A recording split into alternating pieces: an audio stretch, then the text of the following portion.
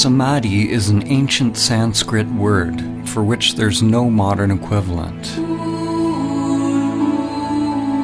There's a fundamental challenge with making a film about Samadhi. Samadhi points to something that can't be conveyed on the level of mind.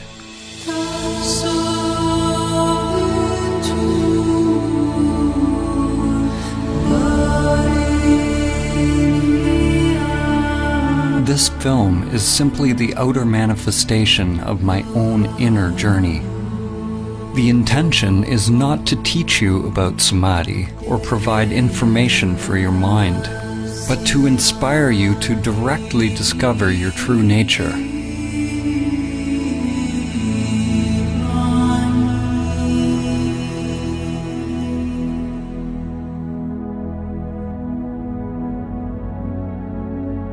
Samadhi is relevant now more than ever. We are at a time in history where we have not only forgotten Samadhi, but we've forgotten what we forgot.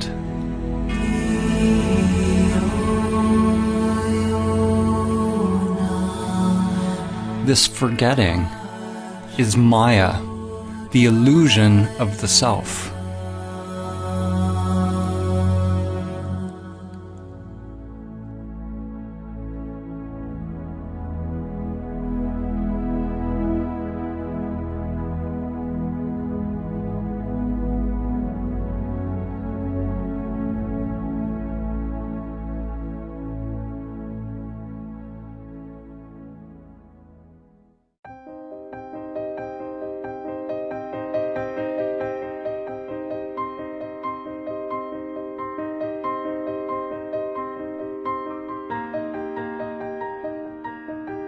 As humans, most of us live immersed in our daily lives, with little thought of who we are, why we are here, or where we're going.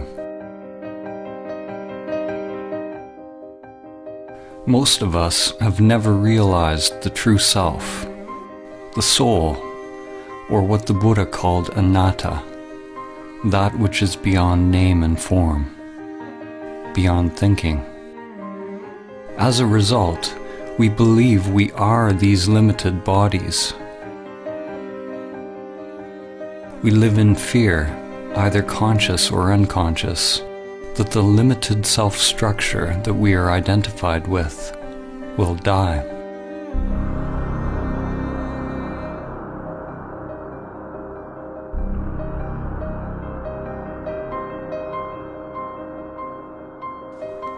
In today's world, the vast majority of people who are engaged in religious or spiritual practices, such as yoga, prayer, meditation, chanting, or any kind of ritual, are practicing techniques which are conditioned, which means they are just part of the ego construct.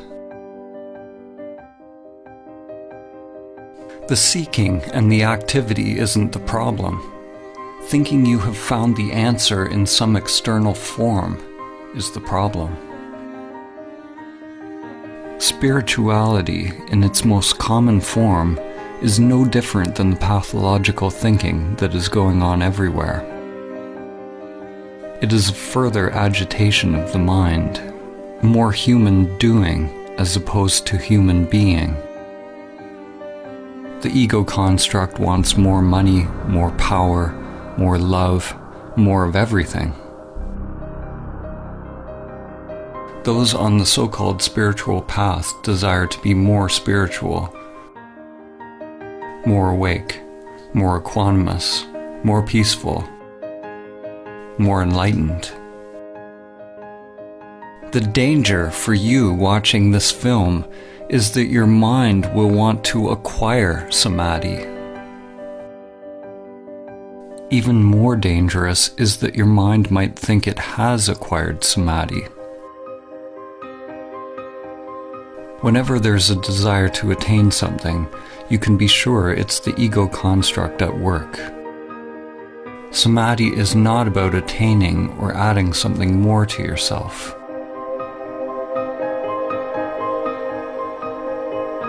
To realize Samadhi is to learn to die before you die.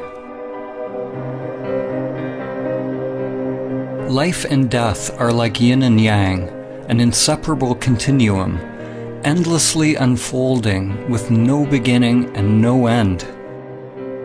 When we push away death, we also push away life. When you experience the truth directly of who you are, there's no longer any fear of life or death. We're told who we are by our society and our culture. And at the same time, we're slaves to the deeper unconscious biological craving and aversion that governs our choices.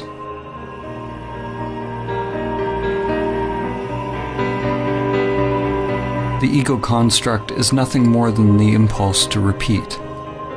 It's simply the path that energy once took, and the tendency for the energy to take that path again, whether it is positive or negative for the organism.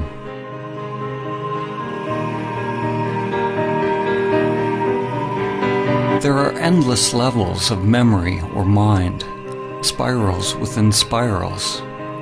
When your consciousness identifies with this mind or ego construct, it ties you to social conditioning, which you could call the matrix.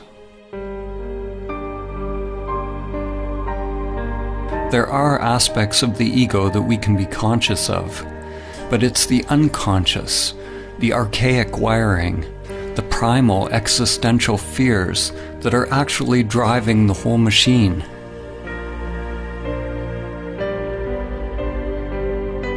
Endless patterns of grasping towards pleasure and avoidance of pain are sublimated into pathological behaviors. Our work, our relationships, our beliefs, our very thoughts, and our whole way of living. Like cattle, most humans live and die in passive subjugation, feeding their lives to the matrix.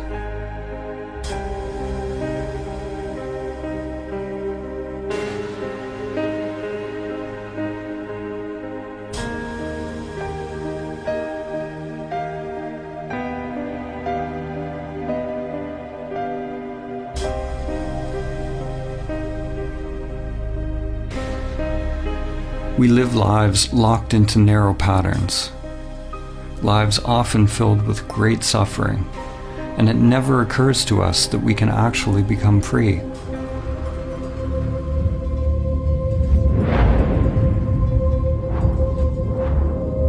It is possible to let go of the life that has been inherited from the past, to live the one that is waiting to come forth through the inner world.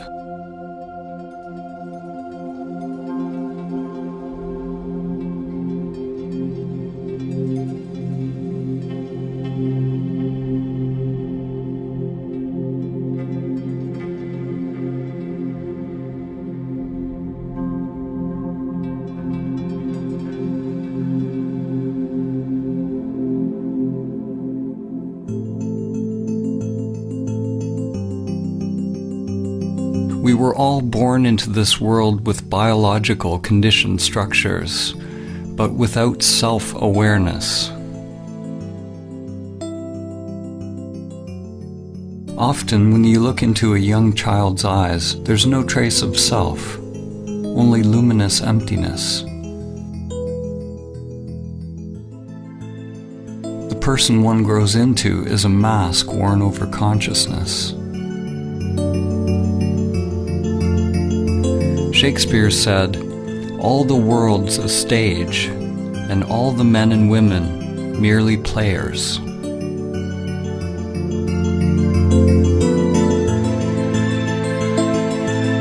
In an awakened individual, consciousness shines through the personality, through the mask. When you are awake, you don't become identified with your character.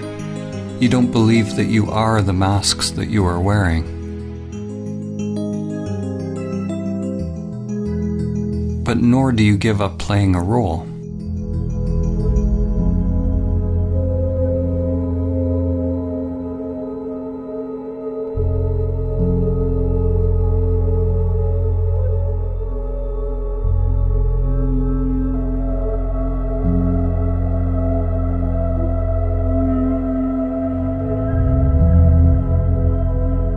When we are identified with our character, our persona, this is Maya, the illusion of the self. Samadhi is awakening from the dream of your character in the play of life.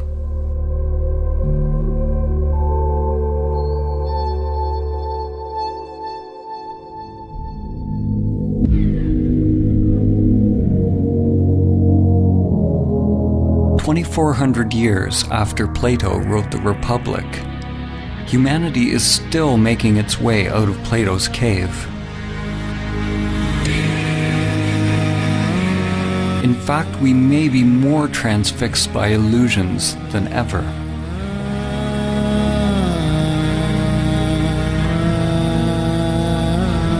Plato had Socrates describe a group of people who lived chained in a cave all their lives, facing a blank wall. All they could see were shadows projected on the wall by the things passing in front of a fire which was behind them. This puppet show became their world. According to Socrates, the shadows were as close as the prisoners would ever get to seeing reality. Even after being told about the outside world, they continued to believe that the shadows were all that is. Even if they suspected there was something more, they were unwilling to leave what was familiar.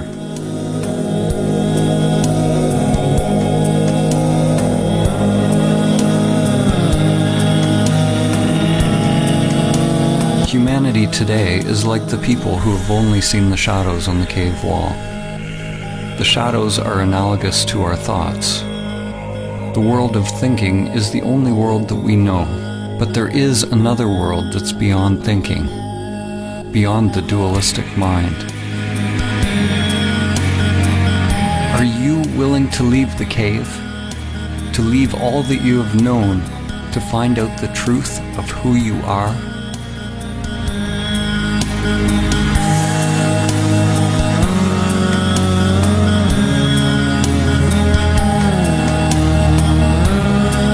In order to experience Samadhi, it's necessary to turn attention away from the shadows, away from the thoughts, towards the light. When a person is only used to darkness, then they must gradually become accustomed to the light.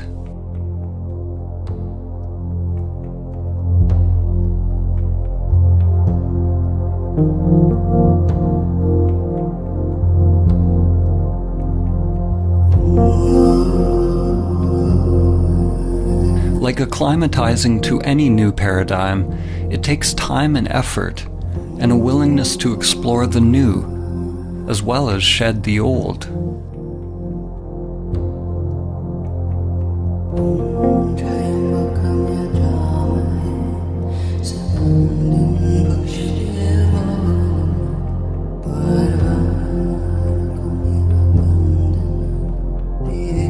The mind can be likened to a trap for consciousness, a labyrinth or a prison.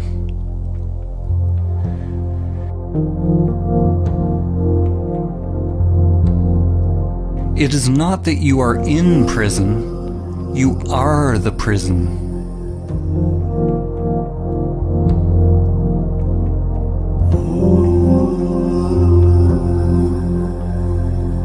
The prison is an illusion. If you are identified with an illusory self, then you are asleep. Once you are aware of the prison, if you fight to get out of the illusion, then you're treating the illusion as if it's real, and you still remain asleep. Except now the dream becomes a nightmare. You'll be chasing and running from shadows forever.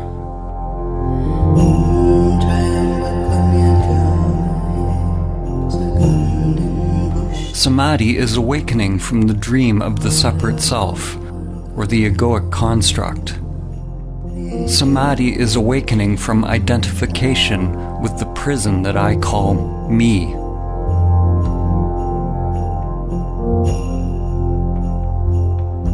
You can never actually be free because wherever you go, your prison is there. Awakening is not about getting rid of the mind or the matrix. On the contrary, when you're not identified with it, then you can experience the play of life more fully, enjoying the show as it is, without craving or fear. In the ancient teachings, this was called the divine game of Leela, the game of playing in duality.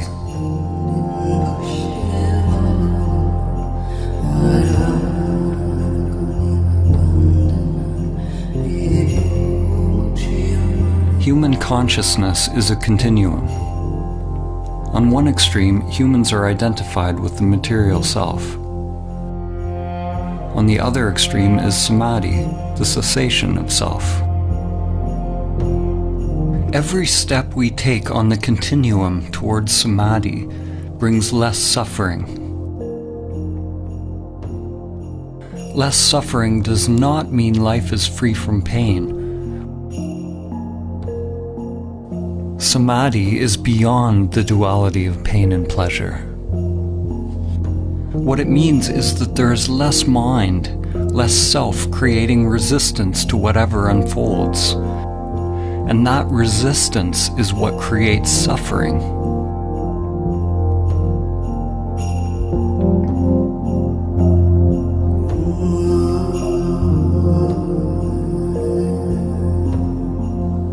Realizing Samadhi even once allows you to see what is at the other end of the continuum, to see that there is something other than the material world and self-interest. When there is an actual cessation of the self-structure in Samadhi, there is no egoic thought, no self, no duality, yet there is still the I am, anatta, or no self. In that emptiness is the dawn of prajna, or wisdom.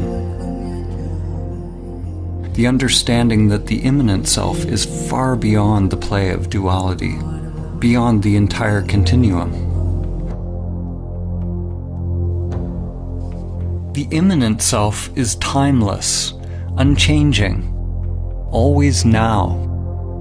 Enlightenment is the merging of the primordial spiral, the ever-changing manifested world, or lotus, in which time unfolds, with your timeless being. Your inner wiring grows like an ever-unfolding flower as you disidentify with the self, becoming a living bridge between the world of time and the timeless.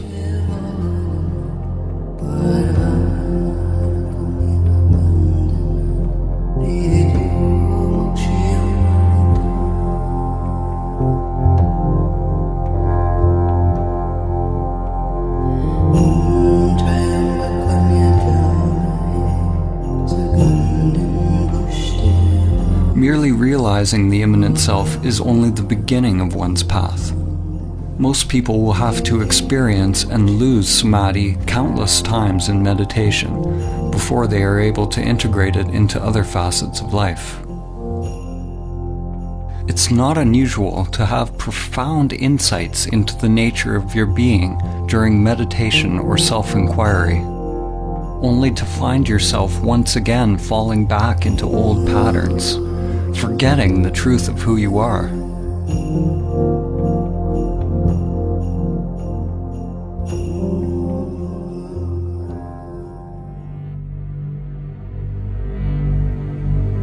To realize that stillness or emptiness in every facet of life, every facet of oneself, is to become emptiness, dancing as all things.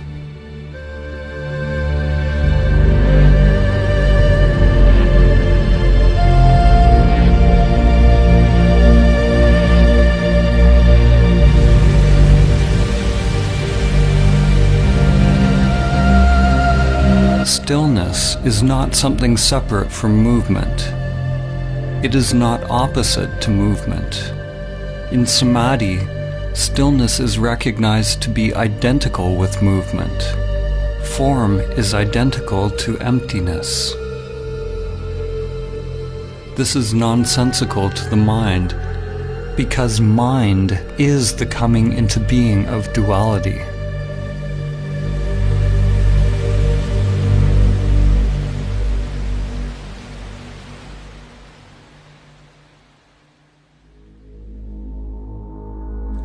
René Descartes, the father of Western philosophy, is famous for the saying, "I think, therefore I am."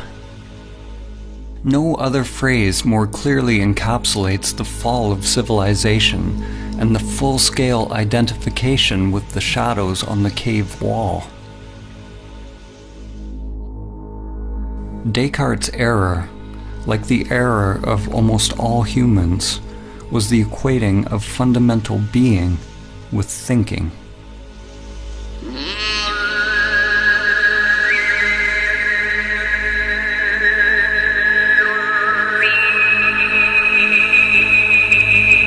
At the beginning of his most famous treatise, Descartes wrote that almost everything can be called into doubt.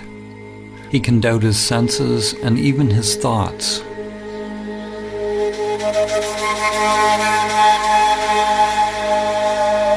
Likewise, in the Kalama Sutra, the Buddha said that in order to ascertain the truth, one must doubt all traditions, scriptures, teachings, and all the content of one's mind and senses. Both of these men started with great skepticism, but the difference was that Descartes stopped inquiring at the level of thinking, while the Buddha went deeper. He penetrated beyond the deepest levels of the mind. Maybe, if Descartes had gone beyond his thinking mind, he would have realized his true nature, and Western consciousness would be very different today. Instead, Descartes described the possibility of an evil demon that could be keeping us under a veil of illusion. Descartes did not recognize this evil demon for what it was.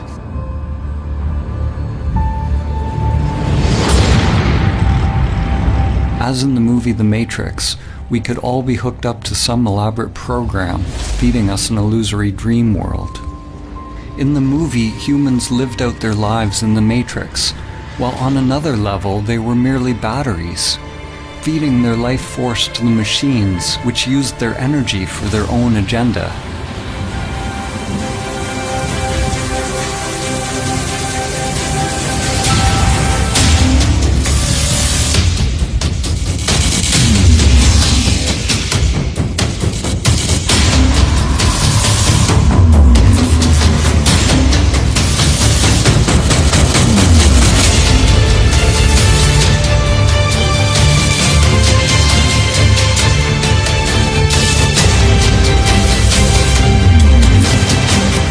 Always want to blame something outside themselves for the state of the world or for their own unhappiness, whether it's a person, a particular group or country, religion, or some kind of controlling Illuminati, like Descartes' evil demon or the sentient machines in the Matrix. Ironically, the demon Descartes envisioned was the very thing that he defined himself by. When you realize Samadhi, it becomes clear that there is a controller. There is a machine, an evil demon leeching your life day after day. The machine is you.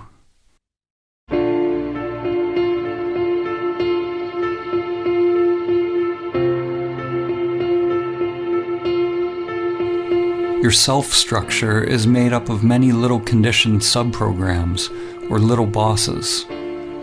One little boss that craves food, another craves money, another status, position, power, sex, intimacy. Another wants consciousness or attention from others. The desires are literally endless and can never be satisfied. We spend a lot of our time and energy decorating our prisons, succumbing to pressures to improve our masks and feeding these little bosses, making them more powerful. Like drug addicts, the more we try to satisfy the little bosses, the more we end up craving.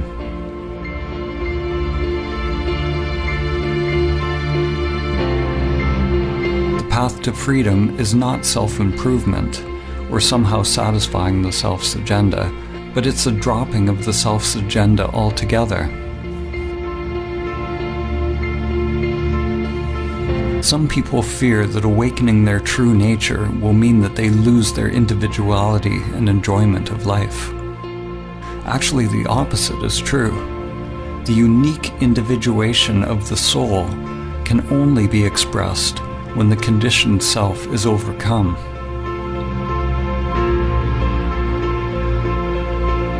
Because we remain asleep in the matrix, most of us never find out what the soul actually wants to express.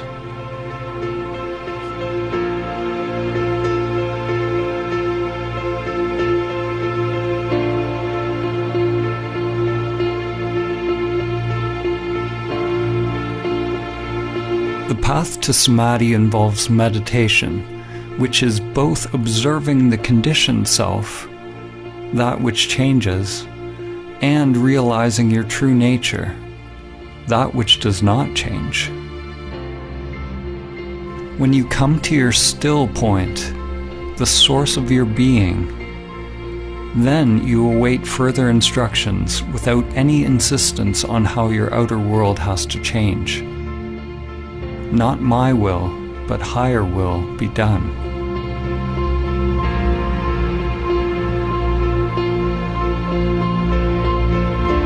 If the mind only tries to change the outer world to conform with some idea of what you think the path should be, it's like trying to change the image in a mirror by manipulating the reflection. To make the image in a mirror smile, you obviously can't manipulate the reflection. You have to realize the you that is the authentic source of the reflection. Once you realize the authentic self, it doesn't mean that anything on the outside necessarily needs to change. What changes is the conscious, intelligent inner energy, or prana, which is freed from conditioned patterns and becomes available to be directed by the soul. You can only become aware of the soul's purpose when you are able to watch the conditioned self and its endless pursuits, and let them go.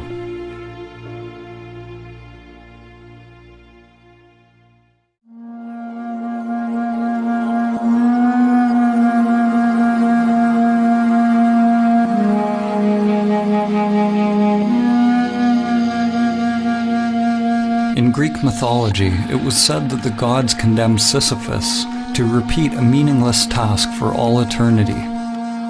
His task was to endlessly push a boulder up a mountain, only to have it roll down again.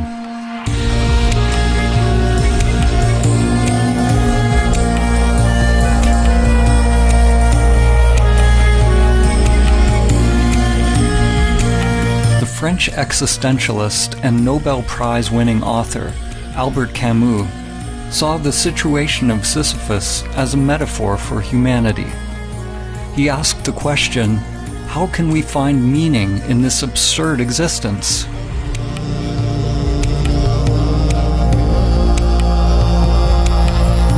As humans, we are toiling endlessly, building for a tomorrow that never arrives. And then we die.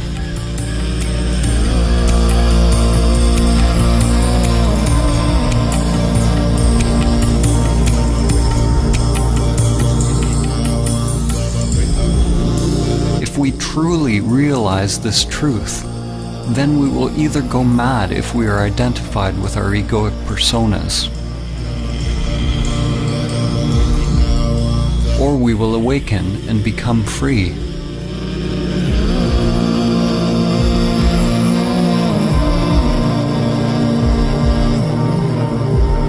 We can never succeed in the outer struggle because it's just a reflection of our inner world.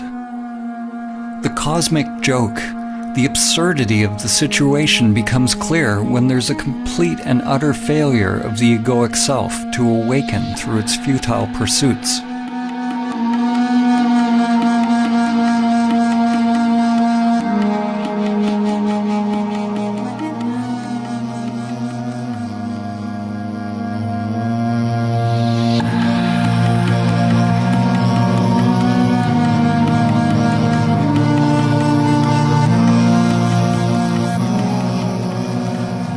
In Zen, there is a saying, before enlightenment, chop wood, carry water. After enlightenment, chop wood, carry water.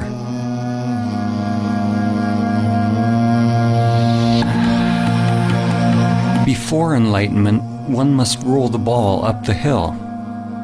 After enlightenment, one must also roll the ball up the hill. What has changed?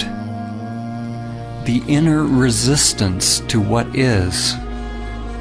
The struggle has been dropped, or rather, the one who struggles has been realized to be illusory.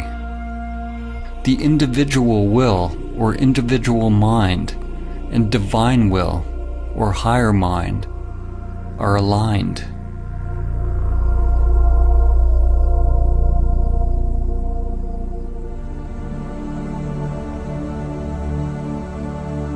Samadhi is ultimately a dropping of all inner resistance to all changing phenomena without exception. The one who is able to realize inner peace, irrespective of circumstance, has attained true Samadhi. You drop resistance not because you condone one thing or another, but so that your inner freedom is not contingent on the outer.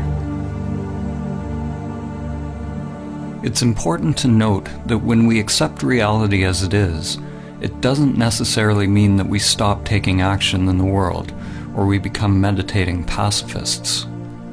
Actually, the opposite can be true. When we're free to act without being driven by unconscious motives, then it is possible to act in alignment with the Tao, with the full force of our inner energy behind us.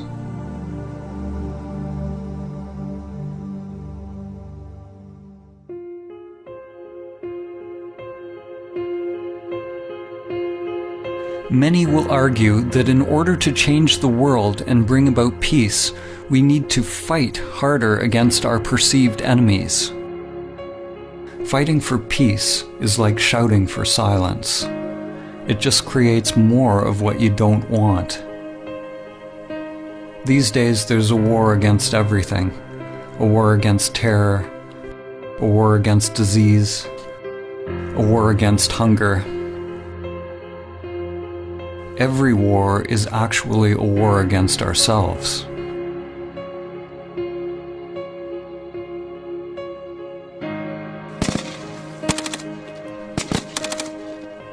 The fight is part of a collective delusion.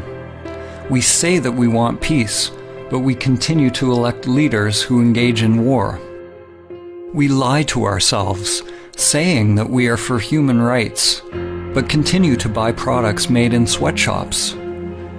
We say we want clean air, but we continue to pollute. We want science to cure us of cancer, but won't change our self-destructive habitual behaviors that make us more likely to be sick. We delude ourselves that we are promoting a better life. We don't want to see our hidden parts that are condoning suffering and death. The belief that we can win a war against cancer, hunger, terror, or any enemy that was created by our own thinking and behavior actually lets us continue to delude ourselves that we don't have to change the way we operate on this planet. The inner world is where the revolution must first take place. Only when we can directly feel the spiral of life within will the outer world come into alignment with the Tao. Until then, anything we do will add to the chaos already created by the mind. War and peace arise together in an endless dance. They are one continuum. One half cannot exist without the other. Just as light cannot exist without dark, and up cannot exist without down. The world seems to want light without darkness, fullness without emptiness, happiness without sadness.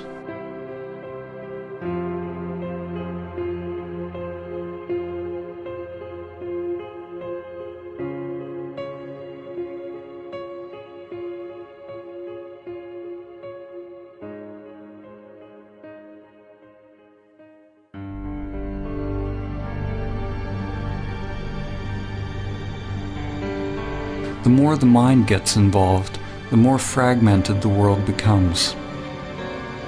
Every solution that comes from the egoic mind is driven by the idea that there is a problem, and the solution becomes an even greater problem than what it was trying to solve.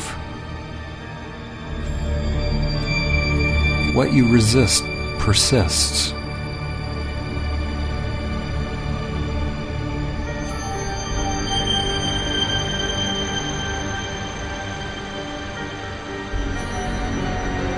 Human ingenuity creates new antibiotics, only to find nature getting more cunning as bacteria get stronger. Despite our best efforts in the ongoing fight, the prevalence of cancer is actually increasing. The number of hungry people in the world steadily grows. The number of terrorist attacks worldwide continues to rise.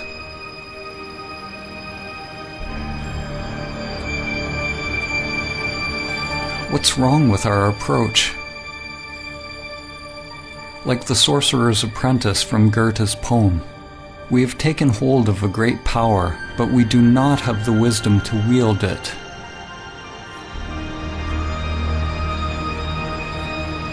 The problem is that we do not understand the tool that we are using. We do not understand the human mind and its proper role and purpose.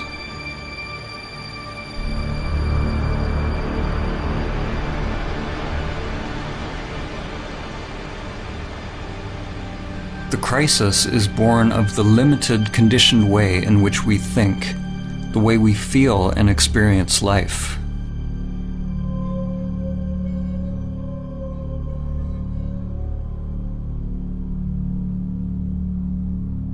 Our rationalism has robbed us of our ability to recognize and experience the wisdom of many ancient cultures.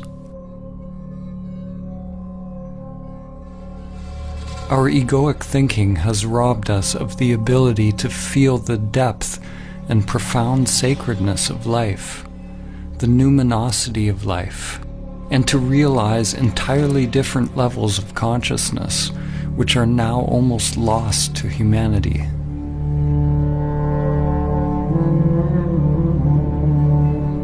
In the ancient Egyptian tradition, netters were archetypal forms whose characteristics could be embodied by those who purified their physical and spiritual bodies in such a way that they were fit to house higher consciousnesses. The original netter, or the divine principle of this wisdom, was known as Thoth, or Tehuti, often depicted as a scribe with the head of a bird or ibis, and represented the origin of all knowledge and wisdom. Thoth could be described as the cosmic principle of thinking, or thought. Thoth gave us language, concepts, writing, mathematics, and all the arts and manifestations of the mind. Only those who had gone through special training were allowed to access Thoth's sacred knowledge. The Book of Thoth is not a physical book, but is the wisdom of the akashic or etheric realm. Legend tells that Thoth's knowledge was deeply hidden in a secret place within every human being, and was protected by a golden serpent.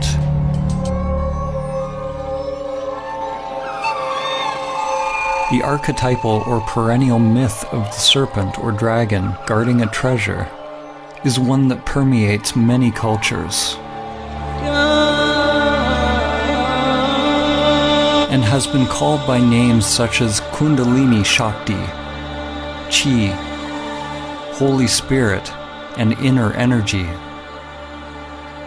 The golden serpent is the egoic construct which is bound in the inner energies, and until it's mastered and overcome, the soul will never be able to attain the true wisdom. It was said that the Book of Thoth brought nothing but suffering to any individual who read it, even though they would find the secrets of the gods themselves and all that is hidden within the stars. What must be understood is that the book brought suffering to any individual who read it, any ego that tried to control it. In the Egyptian tradition, awakened consciousness was represented by Osiris. Without this awakened consciousness, any knowledge or understanding attained by the limited self would be dangerous, disconnected from higher wisdom. The Eye of Horus had to be open. The esoteric meaning that we find here is similar to the more familiar story of the fall in the Garden of Eden. The Book of Thoth parallels the tree of knowledge of good and evil, whose fruit Adam and Eve were tempted to eat.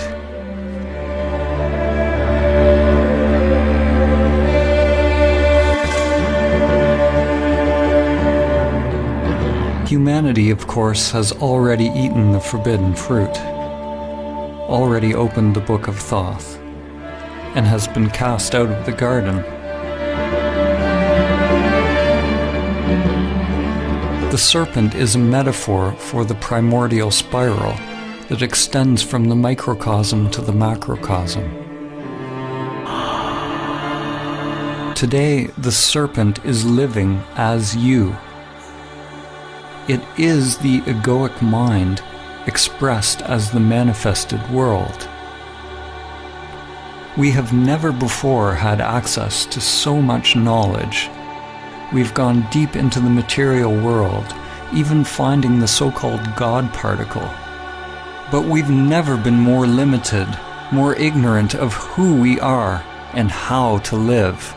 And we do not understand the mechanism by which we create suffering.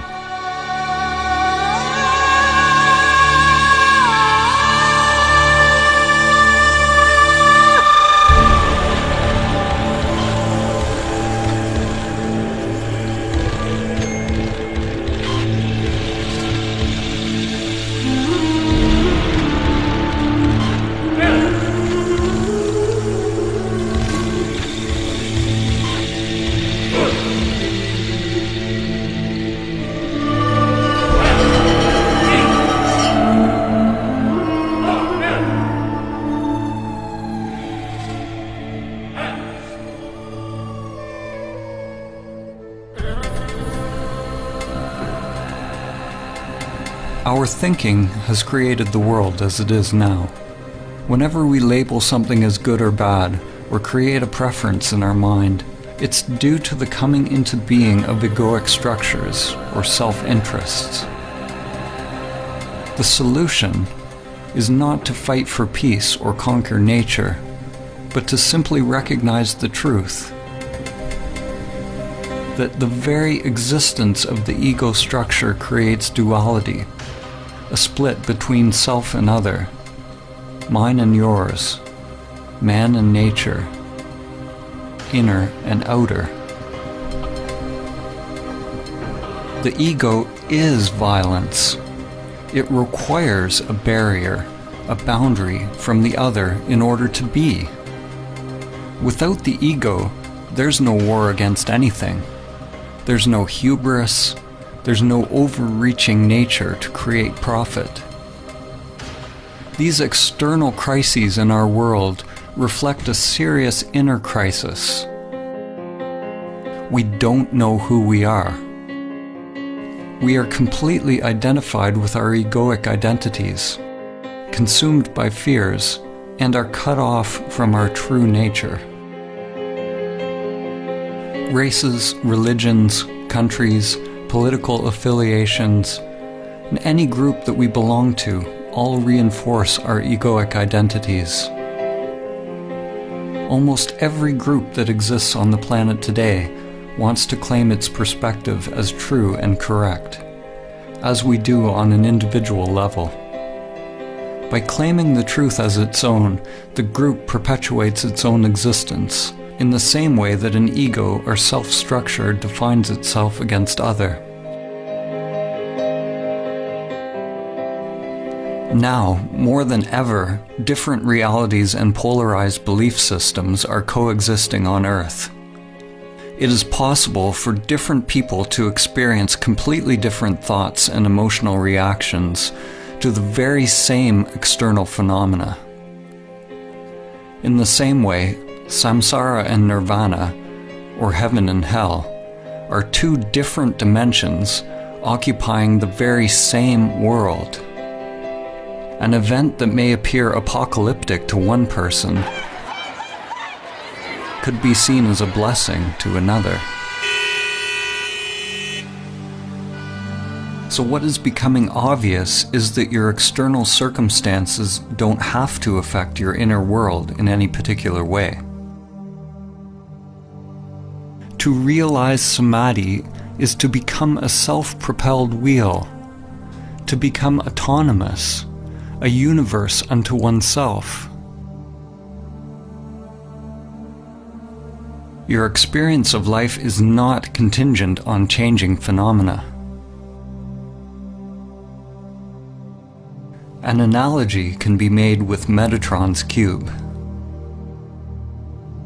Metatron is mentioned in various ancient Christian, Islamic, and Jewish texts, and is archetypally related to the Egyptian Neter Thoth, as well as Hermes Trismegistus of Greece. Metatron is intimately connected with the Tetragrammaton. The Tetragrammaton is the fundamental geometric pattern, the template or primordial emanation of physical reality, which has been called the Word of God or the Logos.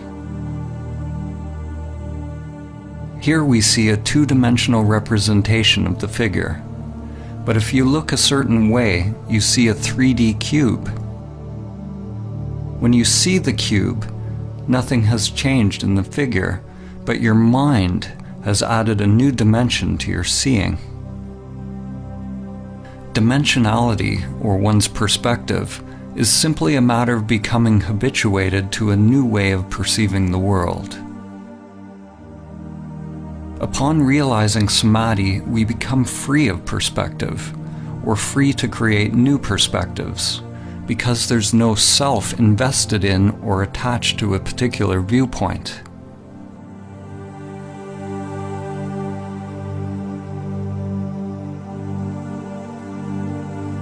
The greatest minds in human history have often pointed to levels of thought beyond the limited self-structure.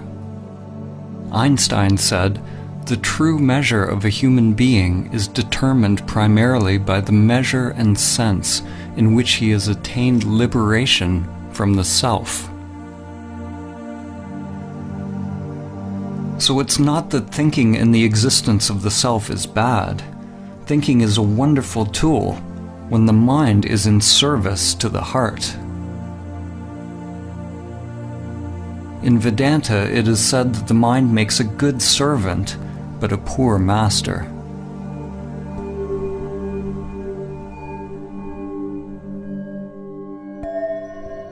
The ego perpetually filters reality through language and labels, and is constantly judging, preferring one thing over another. When the mind and senses are your master, they will create endless suffering, endless craving and aversion, locking us into the matrix of thinking.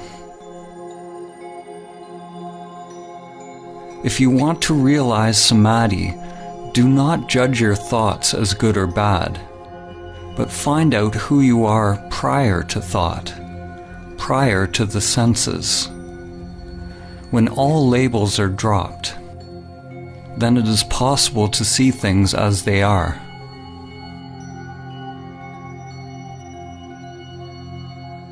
The moment a child is told what a bird is, if they believe what they're told, then they never see a bird again. They only see their thoughts.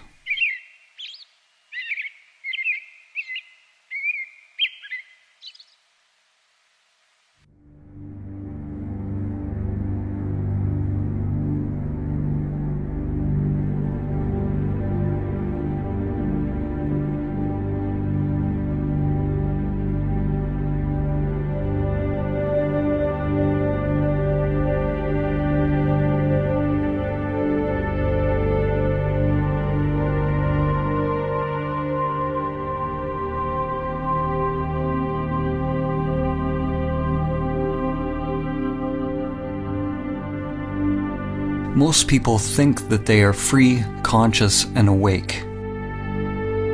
But if you believe you are already awake, then why would you do the difficult work to attain what you believe you already have?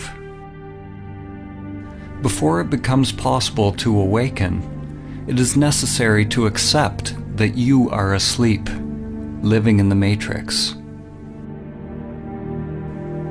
Examine your life honestly without lying to yourself. Are you able to stop your robotic, repetitive life patterns if you want to? Can you stop seeking pleasure and avoiding pain? Are you addicted to certain foods, activities, or pastimes? Are you constantly judging, blaming, criticizing yourself and others? Does your mind incessantly seek out stimulus, or are you completely fulfilled just being in silence? Do you react to how people think about you? Are you seeking approval and positive reinforcement? Do you somehow sabotage situations in your life? Most people will experience their lives the same way today as they will tomorrow, and a year from now, and 10 years from now. When you begin to observe your robot-like nature, you become more awake. You begin to recognize the depth of the problem. You are completely and utterly asleep, lost in a dream. Like the inhabitants of Plato's cave, most who hear this truth will not be willing or capable of changing their lives because they are attached to their familiar patterns. We go to great lengths justifying our patterns, burying our heads in the sand rather than facing the truth. We want our saviors, but we are not willing to get up on the cross ourselves. What are you willing to pay to be free? Realize that if you change your inner world, you must be prepared to change the outer life. Your old structure and your old identity must become the dead soil out of which new growth comes.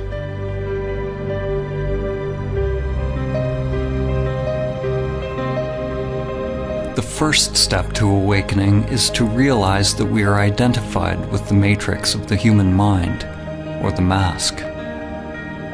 Something within us must hear this truth and be roused from its slumber.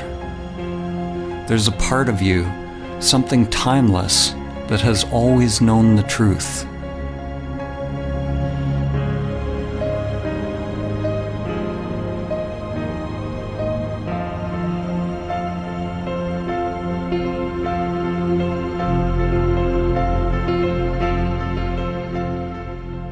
The matrix of the mind distracts us, entertains us, keeps us endlessly doing, consuming, grasping, in a cycle of craving and aversion with constantly changing forms, keeping us from the flowering of our consciousness, our evolutionary birthright, which is Samadhi. Pathological thinking is what passes for normal life.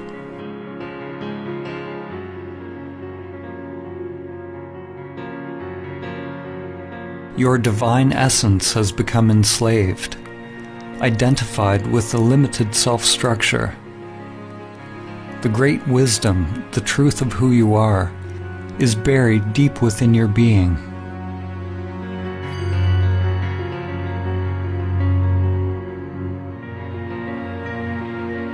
J. Krishnamurti said, "It is no measure of one's health to be well adjusted to a profoundly sick society."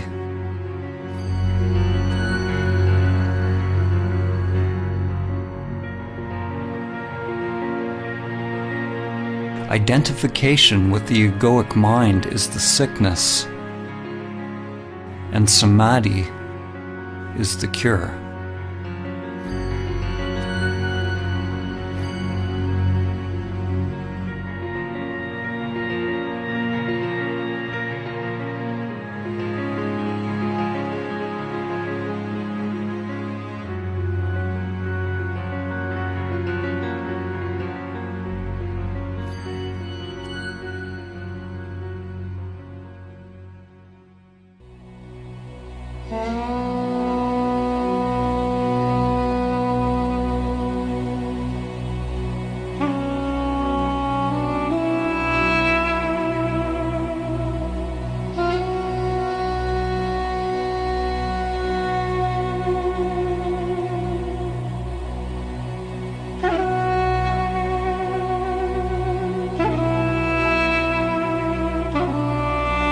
The world's greatest spiritual teachers from ancient to modern times have shared the view that the deepest truth of our being is not the property of one particular religion or spiritual tradition, but can be found within the heart of each person.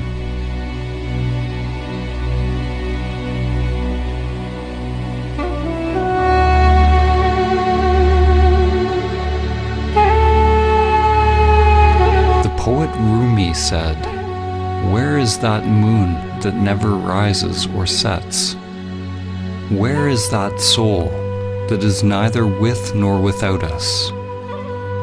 Don't say it is here or there. All creation is that, but for the eyes that can see."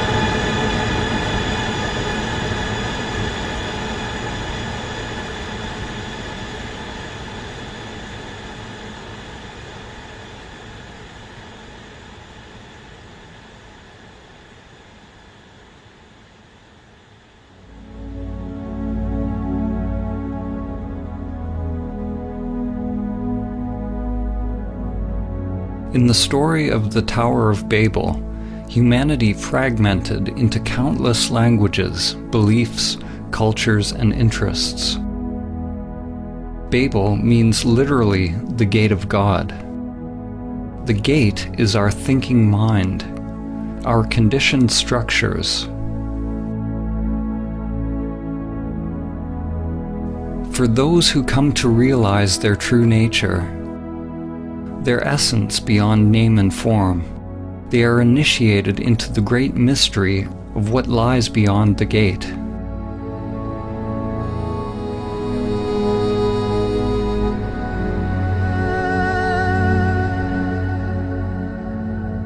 An ancient parable, the elephant parable, has been used to describe how various traditions are actually all pointing to one great truth. A group of blind people are each touching a different part of an elephant, getting a certain impression of what an elephant is. The person standing at the elephant's leg describes the elephant as being like a tree. The person at the tail says the elephant is like a rope. The elephant is like a spear, says the one standing at the tusk. If one touches the ear, it seems the elephant is like a fan. The person touching the side is adamant that the elephant is like a wall. The problem is, we touch our piece of the elephant, and we believe our experience is the only truth. We don't acknowledge or appreciate that each person's experience is a different facet of the same animal.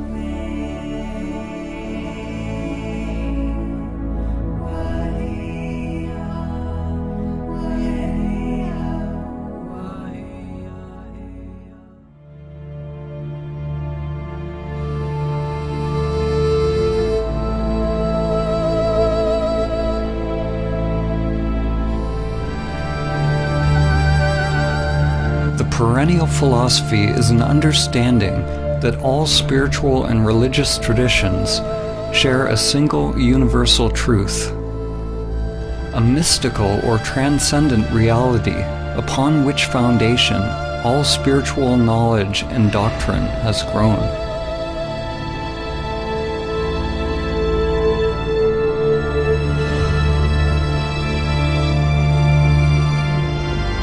Swami Vivekananda summed up the perennial teaching when he said, "The end of all religions is the realizing of God in the soul. That is the one universal religion." In this film, when we use the word God, it is simply a metaphor for the transcendent, pointing to the great mystery beyond the limited egoic mind. To realize one's true self or immanent self is to realize one's divine nature. Every soul has the potential to manifest a new higher level of consciousness, to awaken from its slumber and its identification with form.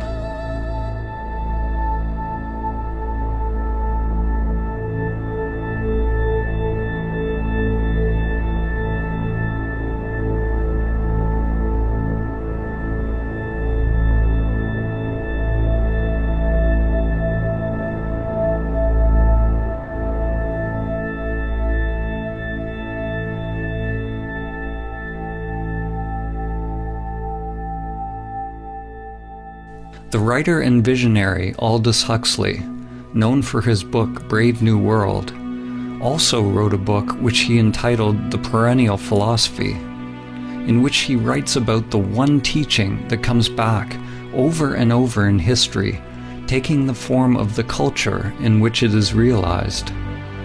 He writes, "The perennial philosophy is expressed most succinctly in the Sanskrit formula, Tat Tvam Asi, that thou art. The Atman, or immanent eternal self, is one with Brahman, the absolute principle of all existence. And the last end of every human being is to discover the fact for himself, to find out who he or she really is."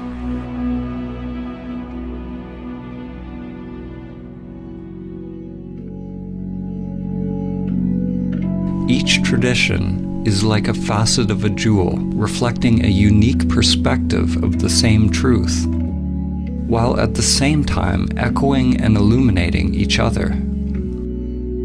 Whatever the language and conceptual framework used, all religions that reflect the perennial teaching have some notion that there is a union with something greater, something beyond us.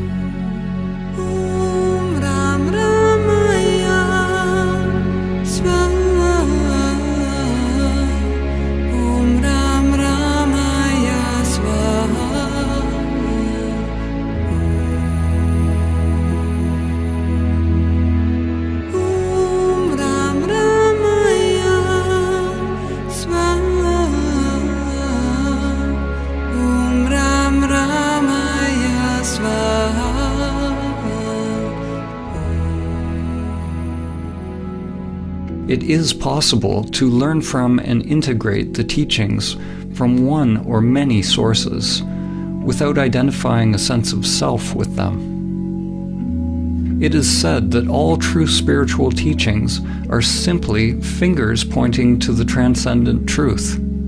If we hold on to the dogma, the teaching, for comfort, we will be stunted in our spiritual evolution.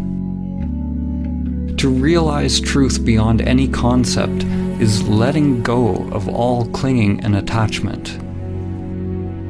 Letting go of all religious concepts.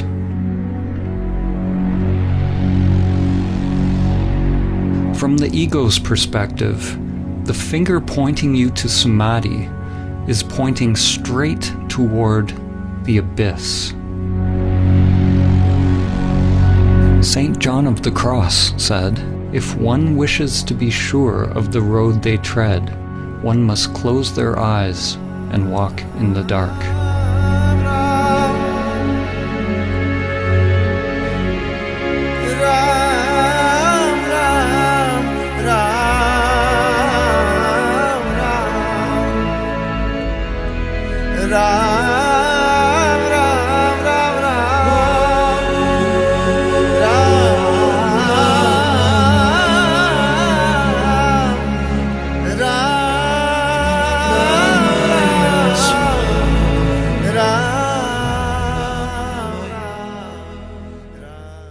Samadhi begins with a leap into the unknown.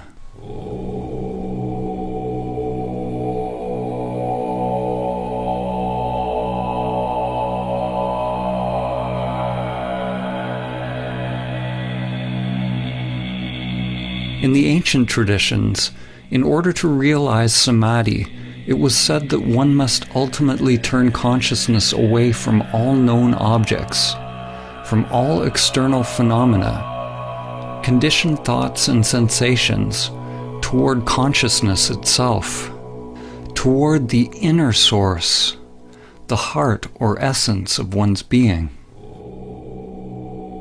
In this film, when we use the word Samadhi, we are pointing to the transcendent, to the highest Samadhi, which has been named Nirvikalpa Samadhi.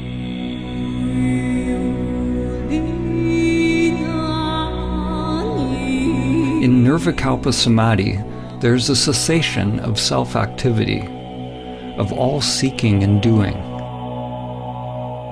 We can only speak about what falls away as we approach it, and what reappears when we return from it. There is neither perception nor non-perception, neither thing nor no thing, neither consciousness nor unconsciousness.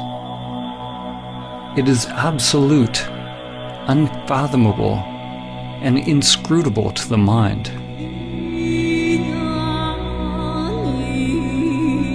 When the self returns to activity, there's a not knowing, a kind of rebirth, and everything becomes new again.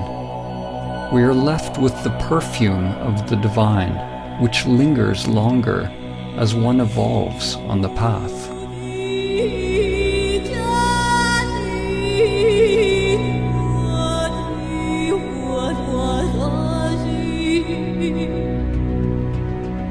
There are numerous types of samadhi described in the ancient traditions, and language has created much confusion over the years. We are choosing to use the word samadhi to point to the transcendent union, but we could have used a word from another tradition just as easily. Samadhi is an ancient Sanskrit term, common to the Vedic, Yogic, and Samkhya traditions of India, and has permeated many other spiritual traditions. Samadhi is the 8th limb of Patanjali's 8 limbs of yoga, and the 8th part of the Buddha's Noble Eightfold Path. The Buddha used the word nirvana, the cessation of vana, or the cessation of self-activity.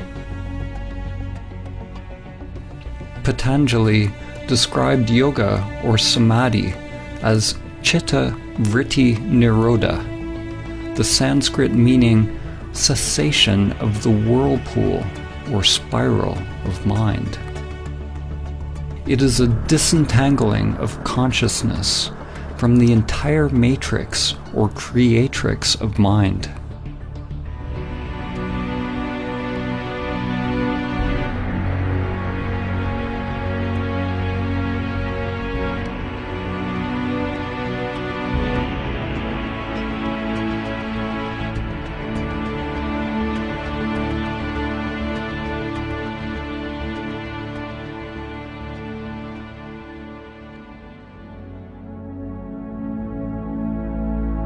Samadhi does not signify any concept, because to realize it requires a dropping of the conceptual mind.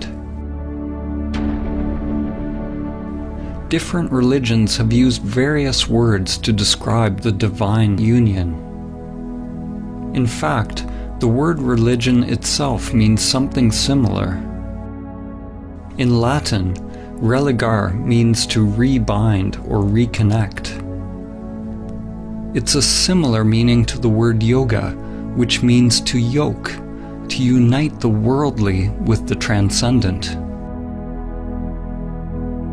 In Islam, it is reflected in the ancient Arabic meaning of the word Islam itself, which means submission or supplication to God. It signifies a total humbling or surrender of the self-structure. Christian mystics such as Saint Francis of Assisi, Saint Teresa of Avila, and Saint John of the Cross describe a divine union with God, the kingdom of God within. In the Gospel of Thomas, Christ said, "The kingdom is not here or there.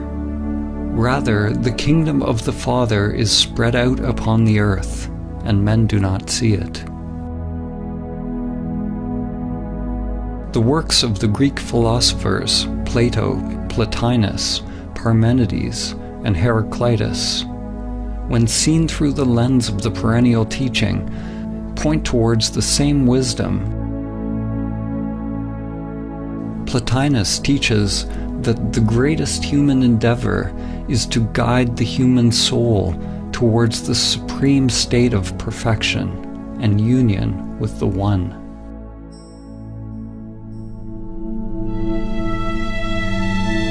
The Lakota medicine and holy man, Black Elk, said, "The first peace, which is the most important, is that which comes within the souls of men when they realize their relationship, their oneness with the universe and all its powers, and when they realize that at the center of the universe dwells Great Spirit, and that this center is really everywhere. It is within each of us."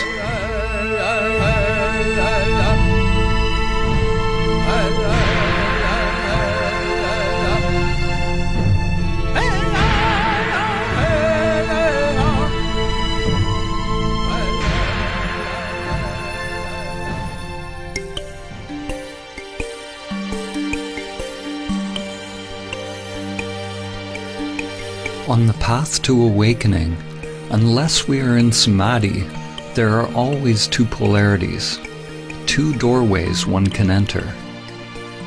Two dimensions, one towards pure consciousness, the other towards the phenomenal world. The upward current toward the Absolute, and the downward current toward Maya and all that is manifested, both seen and unseen.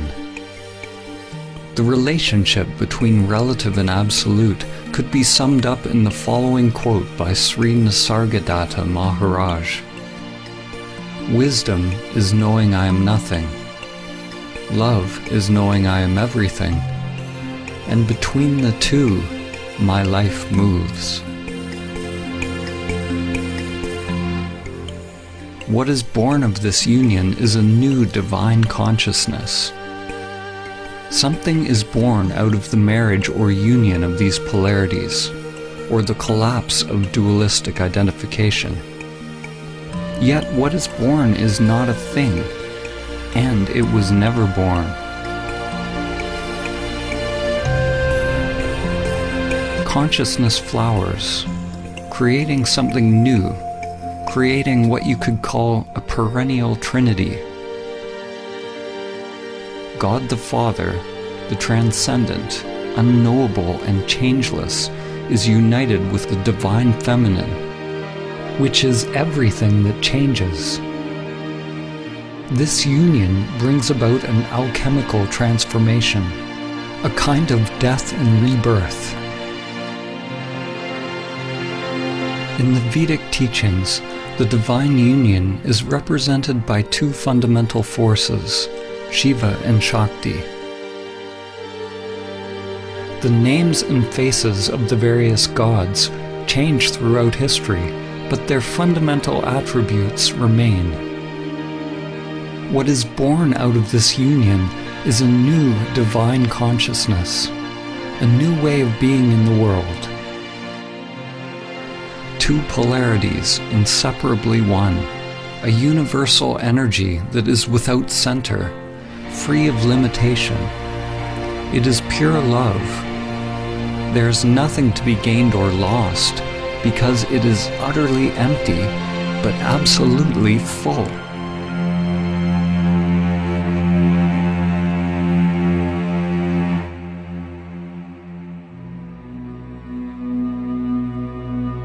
Whether it is the mystery schools of Mesopotamia, the spiritual traditions of the Babylonians and Assyrians, religions of ancient Egypt, Nubian and Kemetic cultures of ancient Africa, the shamanic and native traditions around the world, the mysticism of ancient Greece, the Gnostics, the non-dualists, the Buddhists, the Taoists, Jews, Zoroastrians, Jains, Muslims, or Christians, one finds that their common link is their highest spiritual insights have allowed their adherents to realize Samadhi.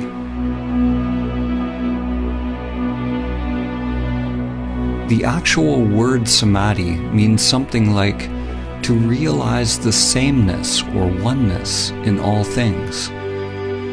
It means union. It is uniting all aspects of yourself. But do not mistake intellectual understanding for the actual realization of Samadhi. It is your stillness, your emptiness, that unites all levels of the spiral of life.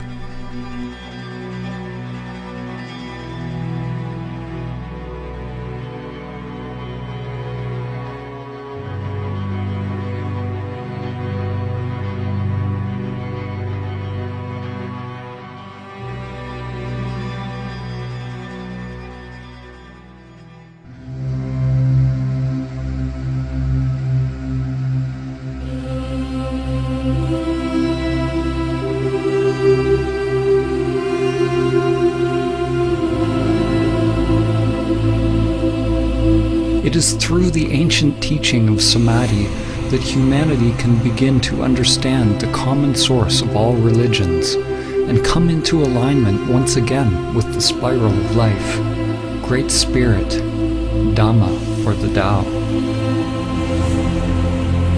The spiral is the bridge that extends from the microcosm to the macrocosm. From your DNA to the inner lotus of energy that extends through the chakras,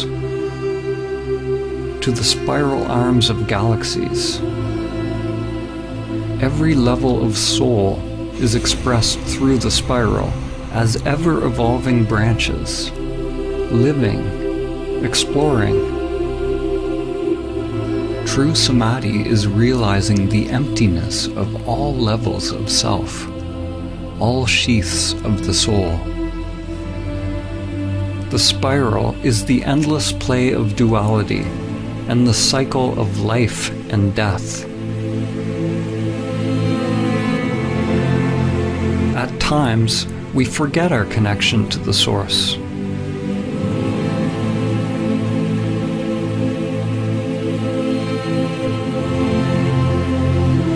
The lens we look through is very small, and we identify with being a limited creature creeping upon the earth, only to once again complete the journey back to the Source, to the center that is everywhere.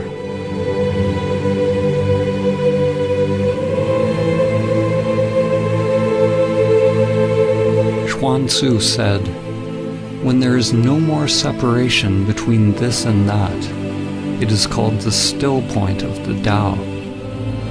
At the still point, in the center of the spiral, one can see the infinite in all things.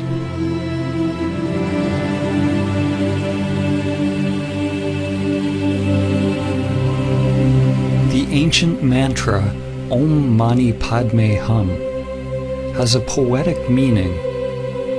One awakens or realizes the jewel within the lotus.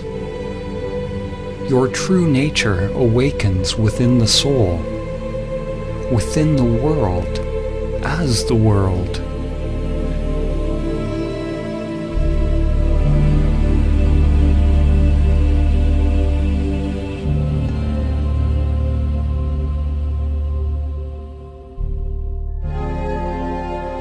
Using the Hermetic principle, as above, so below, as below, so above, we can use analogies to begin to understand the relationship between mind and stillness, relative and absolute.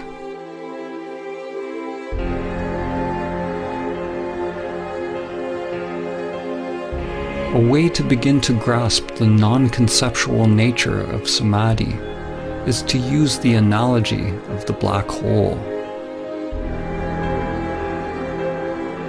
A black hole is traditionally described as a region of space with a massive gravitational field so powerful that no light or matter can escape.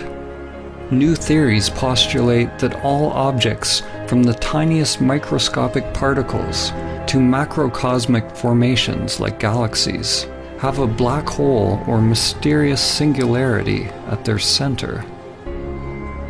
In this analogy, we're going to use this new definition of a black hole as the center that is everywhere.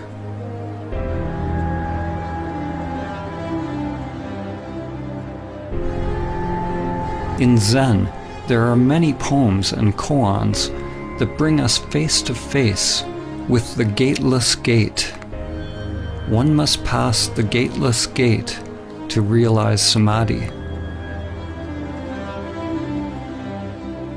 An event horizon is a boundary in space-time beyond which events cannot affect an outside observer, which means that whatever is happening beyond the event horizon is unknowable to you. You could say that the event horizon of a black hole is analogous to the gateless gate. It is the threshold between the self and no self. There is no me that passes the event horizon. In the center of a black hole is the one-dimensional singularity containing the mass of billions of suns in an unimaginably small space, effectively an infinite mass, literally a universe in something infinitesimally smaller than a grain of sand.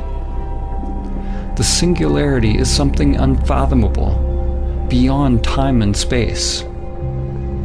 According to physics, movement is impossible. The existence of things is impossible. Whatever it is, it does not belong to the world of perception. Yet it cannot be described as merely stillness. It is beyond stillness and movement. When you realize the center that is everywhere and nowhere, duality breaks down. Form and emptiness, time and the timeless.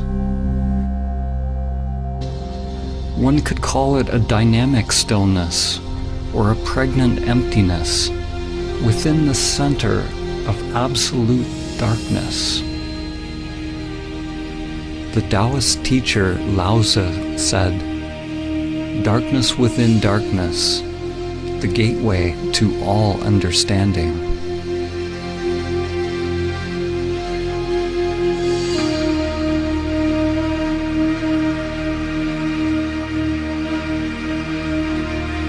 The writer and comparative mythologist Joseph Campbell describes a recurring symbol, part of the perennial philosophy which he calls the axis mundi, the central point or the highest mountain, the pole around which all revolves, the point where stillness and movement are together.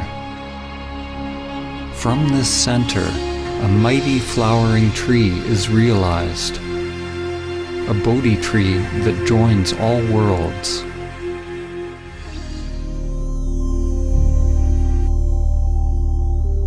Just as a sun gets sucked into a black hole, when you approach the great reality, your life starts to revolve around it, and you begin to disappear.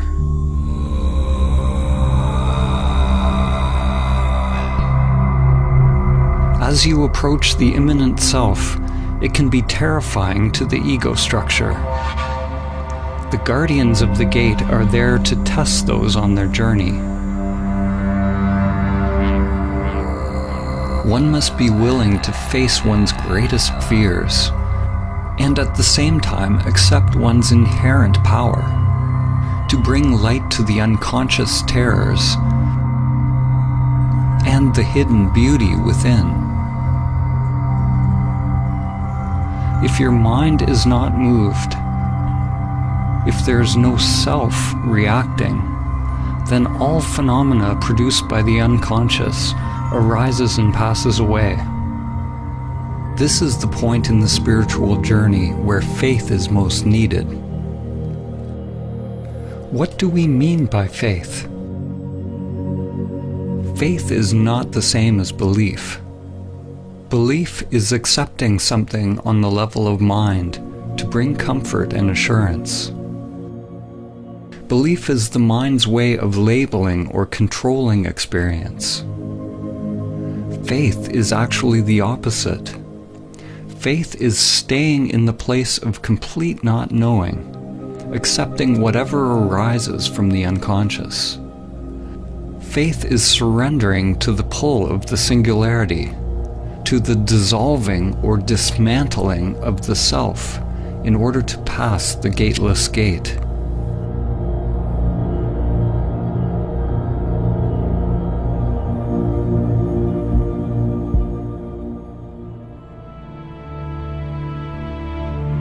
The evolution and structure of a galaxy is closely tied to the scale of its black hole, just as your evolution is tied to the presence of the immanent self, the singularity that is your true nature.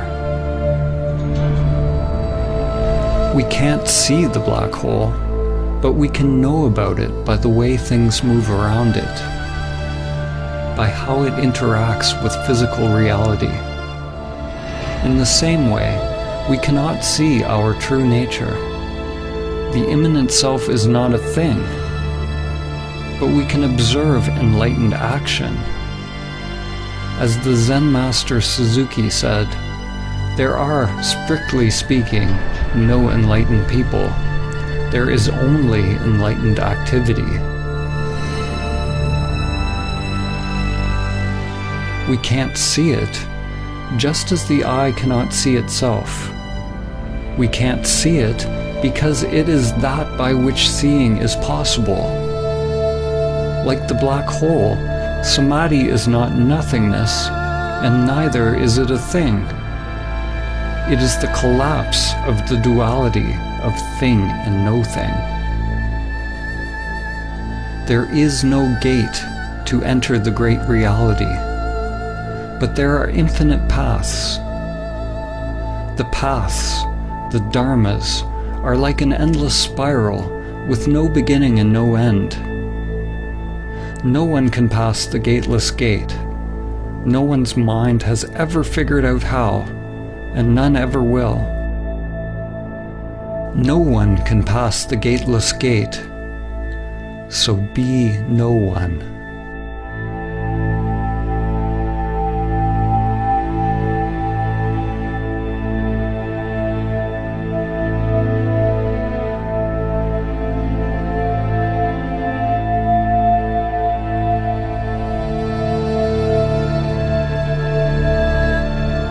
Samadhi is the pathless path, the golden key. It is the end of our identification with the self-structures that separate our inner and outer worlds.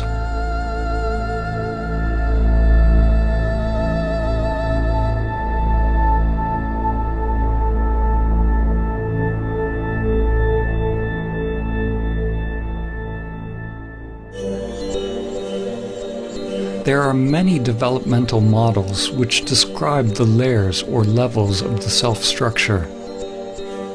We will use an example which is very ancient. In the Upanishads, the sheaths which cover the Atman or soul are called koshas. Each kosha is like a mirror, a layer of the self-structure, a veil or level of Maya which distracts us from realizing our true nature if we are identified with it. Most people see the reflections and believe that that is who they are. One mirror reflects the animal layer, the physical body. Another mirror reflects your mind, your thoughts, your instincts and perceptions. Another your inner energy or prana, which you can observe when you turn inward. Another mirror reflects on the level of the imaginal, which is the higher mind or wisdom layer. And there are layers of transcendental or non-dual bliss that are experienced as one approaches Samadhi. There are potentially countless mirrors or aspects of self that one can differentiate, and they are constantly changing.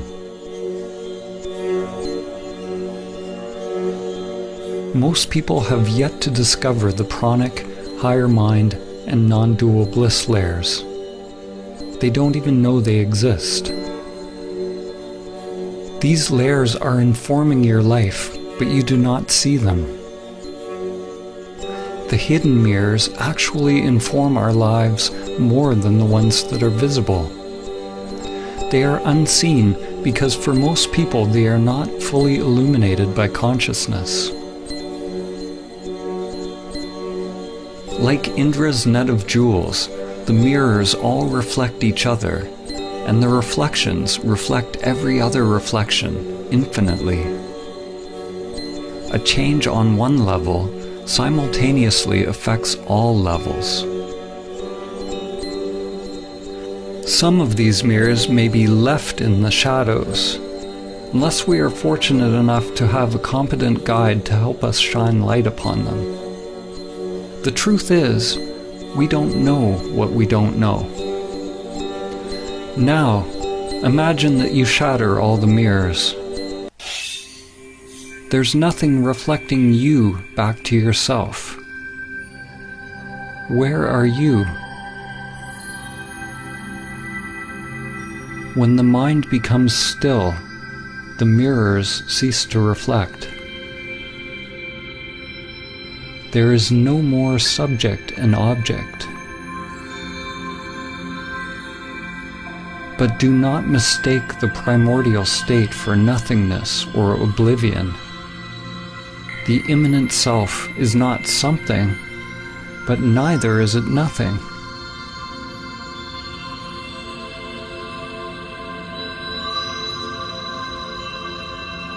This source is not a thing.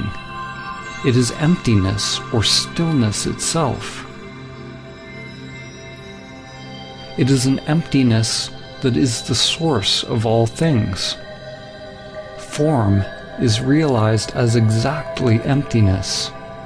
Emptiness is realized as exactly form. This source is the great womb of creation, pregnant with all possibilities.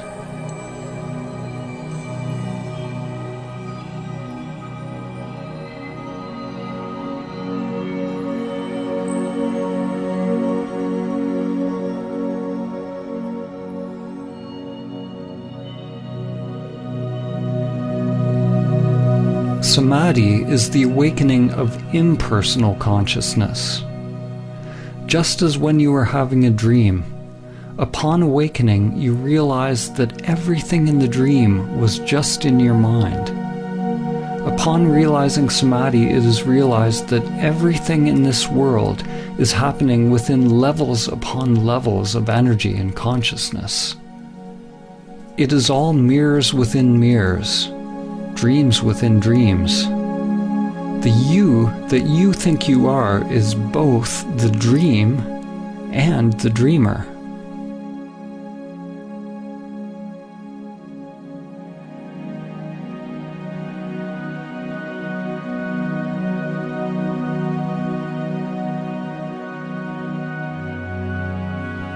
Whatever we say in this film, let it go.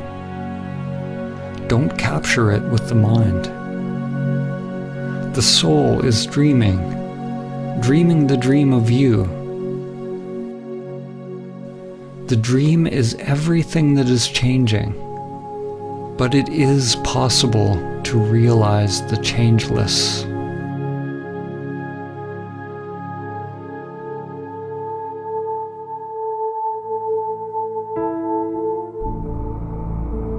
This realization cannot be understood with the limited individual mind.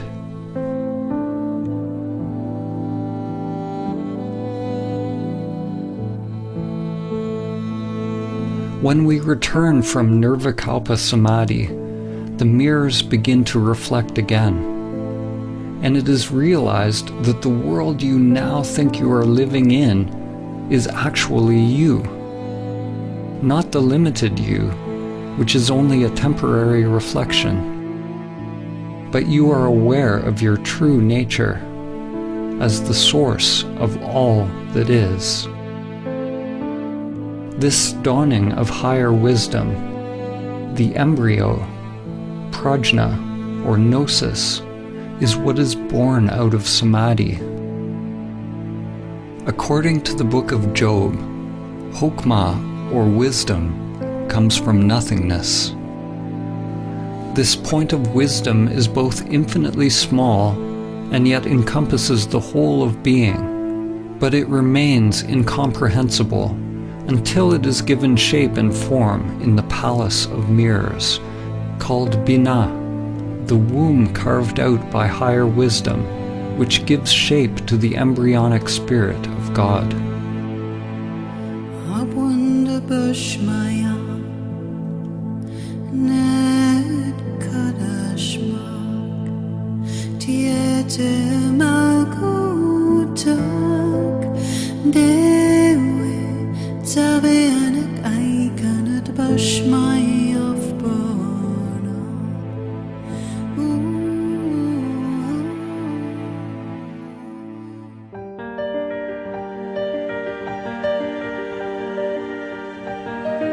The existence of the mirrors, or the mind's existence, is not a problem. On the contrary, the error or aberration of human perception is that we identify ourselves with it. This illusion that we are the limited self is Maya. The yogic teachings say that to realize Samadhi, one must observe the meditation object until it disappears. Until you disappear into it, or it into you.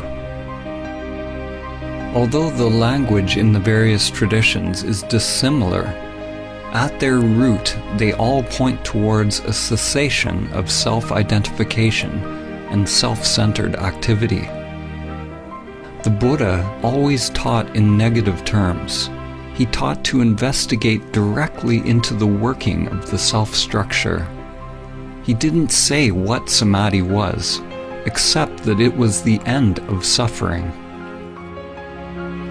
In Advaita Vedanta, there's a term, neti neti, which means not this, not that.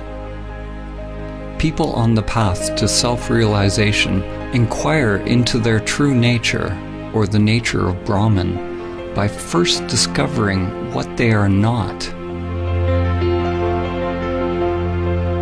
Similarly, in Christianity, Saint Teresa of Avila described an approach to prayer based on the negative path, or via negativa, a prayer of quiet, surrender, and union, which is the only way to approach the Absolute. Through this gradual process of stripping away, one drops anything that is not permanent, anything that is changing.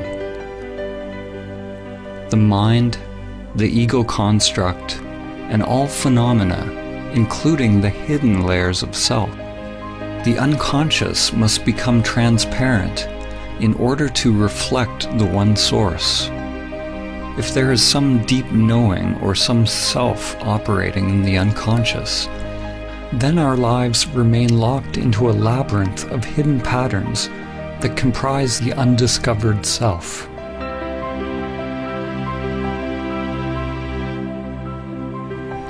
When all layers of self are revealed as empty, then one becomes free from the self, free from all concepts.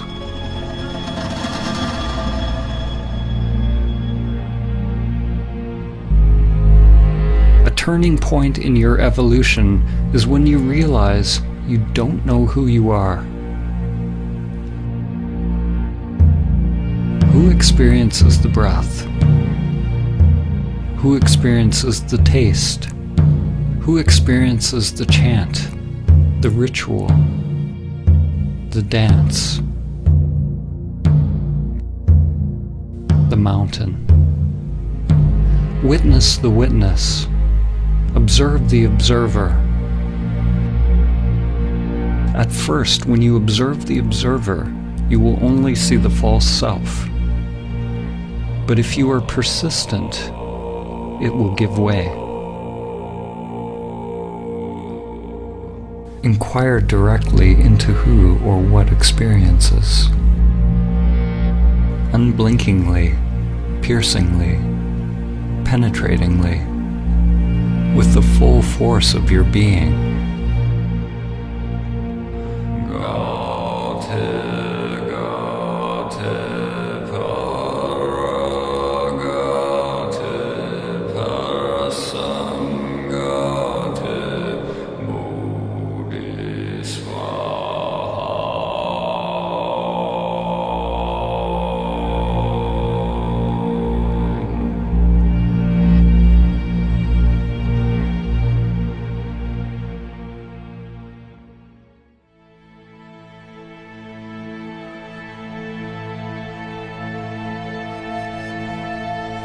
There is no self that awakens. There is no you that awakens. What you are awakening from is the illusion of the separate self, from the dream of a limited you.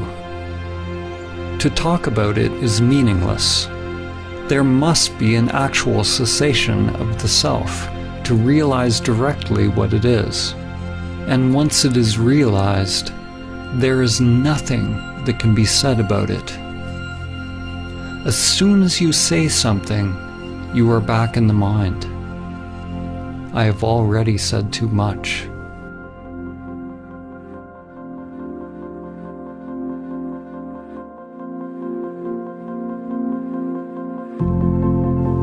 We normally have 3 states of consciousness: waking, dreaming, and deep sleep. Samadhi is sometimes referred to as the 4th state, the ground state of consciousness, a primordial awakeness that can become present continuously and in parallel with the other consciousness states. In Vedanta, this is called Turiya. Other terms for Turiya are Christ consciousness, Krishna consciousness, Buddha nature, or Sahaja Samadhi. In Sahaja Samadhi, the immanent self stays present along with the full use of all human functions. The stillness is unmoving at the center of the spiral of changing phenomena. Thoughts, feelings, sensations, and energy revolve around it at the circumference, but the degree of stillness, or I amness, remains during outer activity, exactly as in meditation. It is possible that the immanent self will remain present, even during deep sleep, that your awareness of I am does not come and go, even as states of consciousness change.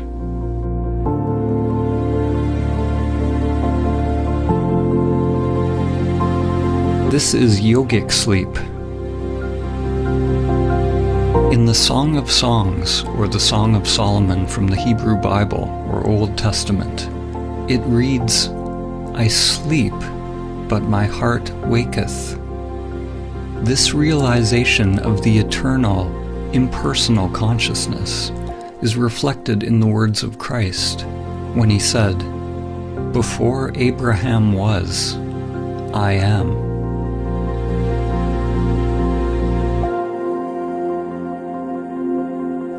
One consciousness that shines through countless faces, countless forms.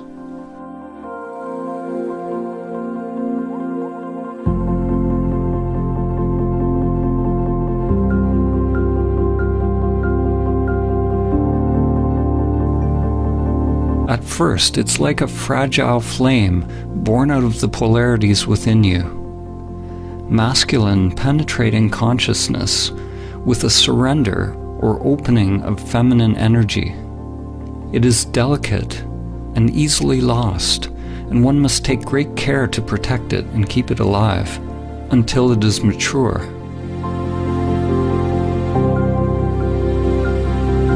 Samadhi is simultaneously a timeless state of consciousness and a stage in an unfolding development process, something organic and growing in time.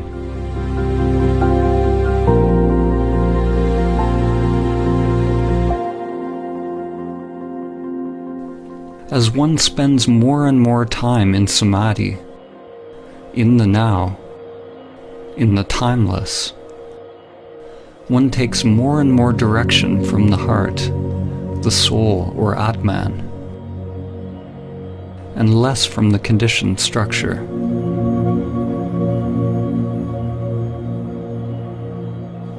This is how one becomes free of the lower mind, free of pathological thinking. The inner wiring changes.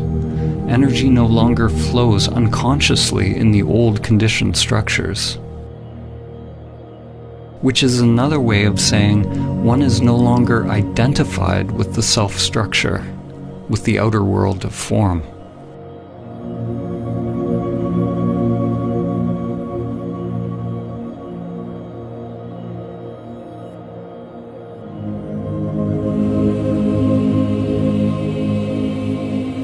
To realize Samadhi requires an effort so great that it becomes a total surrender of oneself, and a surrender so encompassing that it is a complete effort of one's being, all of one's energy.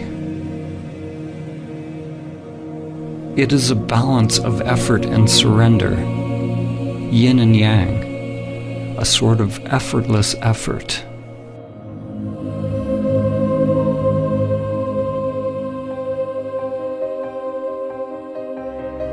The Indian mystic and yogi Paramahamsa Ramakrishna said, "Do not seek illumination unless you seek it as one whose hair is on fire seeks a pond.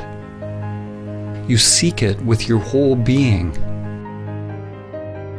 During one's ego-transcending practice, it takes great courage, vigilance, and perseverance to keep the embryo alive. To not fall back into the patterns of the world. It takes a willingness to go against the current, against the inexorable crush of the matrix and the grinding wheels of samsara. Every breath, every thought, every action must be for realizing the source. Samadhi is not realized by effort, nor is it effortless. Let go of effort and non-effort. It's a duality that only exists in the mind. The actual realization of Samadhi is so simple, so undifferentiated, that it is always misconstrued through language, which is inherently dualistic. There is only one primordial consciousness that awakens as the world, but it has been obscured by many layers of mind. Like the sun hidden behind the clouds, as each layer of mind is dropped, one's essence is revealed. As each layer of mind is dropped, people call it a different samadhi. They give names to different experiences or different types of phenomena.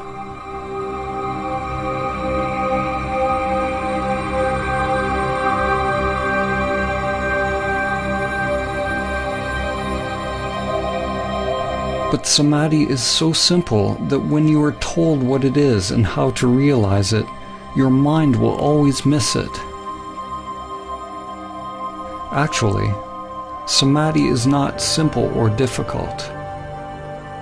It is only the mind that makes it so. When there is no mind, there is no problem, because the mind is what needs to stop before it is realized. It is not a happening at all.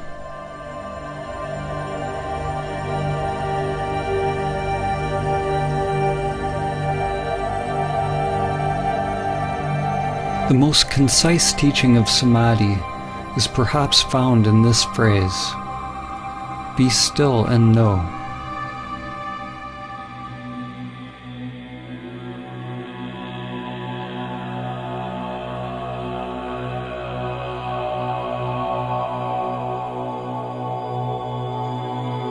How can we use words and images to convey stillness? How can we convey silence by making noise? Rather than talking about Samadhi as an intellectual concept, this film is a radical call to inaction, a call to meditation, inner silence, and inner prayer, a call to stop.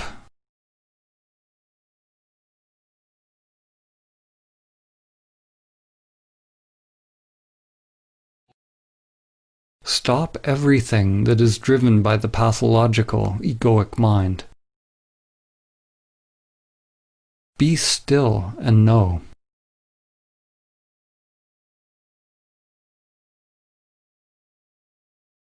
No one can tell you what will emerge from the stillness. It is a call to act from the spiritual heart.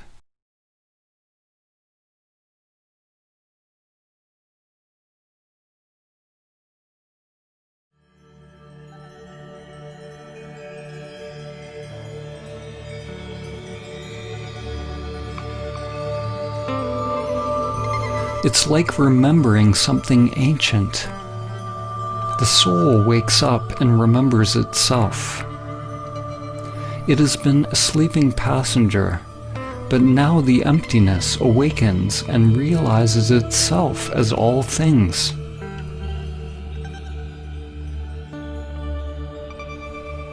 You can't imagine what Samadhi is with the limited egoic mind.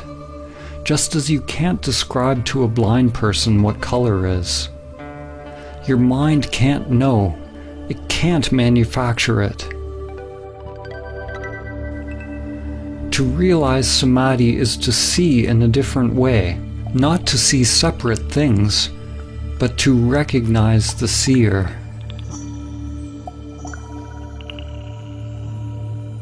Saint Francis of Assisi said, "What you are looking for is what is looking."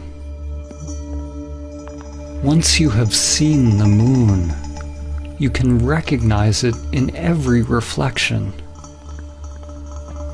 The true self has always been there. It is in everything, but you have not realized its presence. When you learn to recognize and abide as the true self, beyond the mind and senses, it is possible to experience awe at the most mundane. We become awe.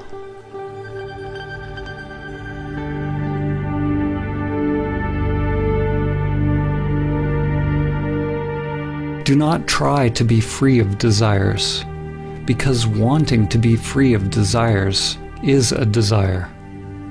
You can't try to be still, because your very effort is movement.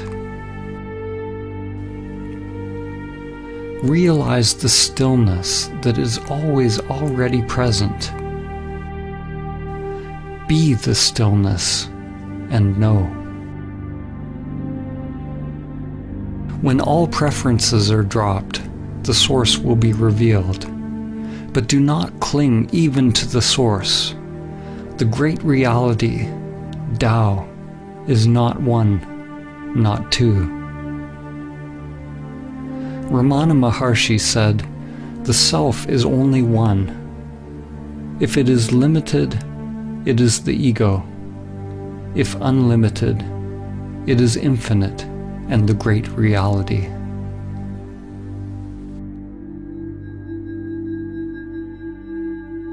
If you believe what is being said, you've missed it. If you disbelieve, you've also missed it. Belief and disbelief operate on the level of mind. They require a knowing.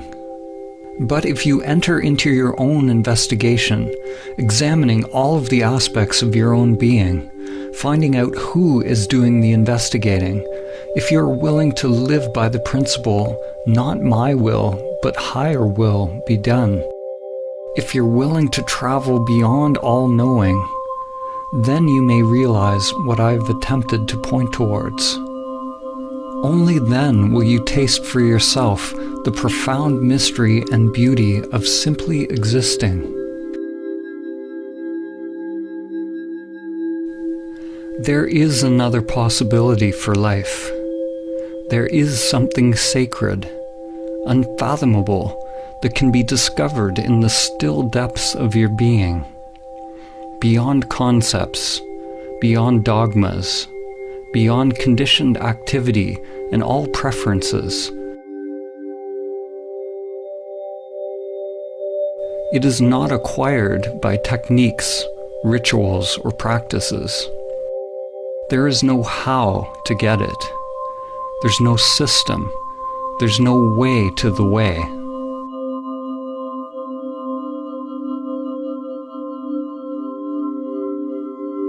As they say in Zen, it is discovering your original face before you were born.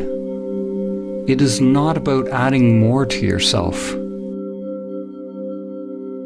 It is becoming a light unto oneself, a light that dispels the illusion of the self. Life will always remain unfulfilled, and the heart will always remain restless, until it comes to rest in that mystery beyond name and form.